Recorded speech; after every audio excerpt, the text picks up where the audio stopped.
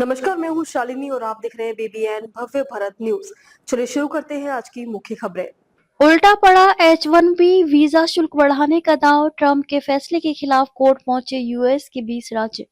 America के 20 राज्यों ने राष्ट्रपति डोनाल्ड ट्रंप के उस विवादास्पद फैसले को लेकर मुकदमा दायर किया है, जिसमें नए H-1B वीजा आवेदनों पर $1 लाख का भारी भरकम शुल्क लगाने का आदेश दिया गया था।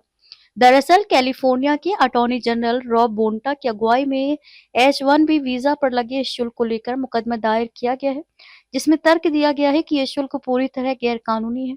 प्रशासन के पास इसे लगाने का कोई अधिकार नहीं था और यह अस्पतालों, विश्वविद्यालयों व सार्वजनिक स्कूलों जैसी जरूरी सेवाओं के लिए गंभीर खतरा बन जाएगा। सितंबर में लागू हुआ था नया नियम। आपको बता दें कि अमेरिका राष्ट्रपति डोनाल्ड ट्रंप ने 19 सितंबर 2025 इसकी घोषणा की। घोषणा के तुरंत बाद 21 सितंबर से होने वाले आवेदनों पर लागू कर दिया गया था। इसको लेकर राज्यों का तर्क है कि पहले जहां H-1B के लिए कुल शुल्क 960 से $7,595 तक था, वहीं अब का $1 लाख का शुल्क शिक्षा और स्वास्थ्य क्षेत्र में पहले से चल रही कर्मचारियों की कमी को और बढ़ा देगा।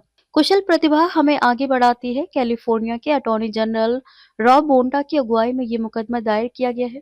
उन्होंने तर्क दिया कि दुनिया की चौथी सबसे बड़ी अर्थव्यवस्था के रूप में कैलिफोर्निया जानता है कि जब दुनिया भर से कुशल प्रतिभाएं हमारे कार्यबल में शामिल होती हैं, तो यह हमारे राज्य को आगे बढ़ाती है। लेकिन ट्रंप द्वारा निर्धारित अवैध $1 लाख का H-1B वीजा शुल्क कैलिफोर्निया की सार्वजनिक नियोक्ताओं और अन्य महत्वपूर्ण सेवा प्रदाताओं पर अनावश्यक और अवैध वित्तीय बोझ डालता है। इससे प्रमुख क्षेत्रों में कर्मचारियों की कमी और बढ़ जाती है। प्रशासनिक प्रक्रिया के पालन न करने का आरोप। राज्यों का तर्क है कि ट्रंप प्रशासन ने यह शुल्क लगाने के लिए ना तो कांग्रेस की मंजूरी ली और न ही प्रशासनिक प्रक्रिया अधिनियम APA के तहत जरूरी नियम निर्माण प्रक्रिया का पालन किया। ऐतिहासिक रूप से H-1B शुल्क सिर्फ कार्यक्रम चलाने की लागत तक सीमित रहे हैं, न कि मनमाने राजस्व जुटाने का जरिया। संघीय आव्रजन कानूनों का उल्लंघन। H-1B वीजा पर लगे शुल्क के खिलाफ मुकदमे में मैसाचुसेट्स, न्यूयॉर्क, इलिनॉइस समेत 20 डेमोक्रेटिक बहुल राज्य शामिल हैं। उनका तर्क है कि ये नया शुल्क अमेरिकी संविधान के साथ साथ संघीय आव्रजन कानूनों का भी उल्लंघन करता है। यह हमारे सार्वजनिक अस्पतालों, विश्वविद्यालयों और स्कूलों पर भारी वित्तीय बोझ डालेगा और पहले से चल रही शिक्षकों, डॉक्टर्स की कमी को और गंभीर बना देगा।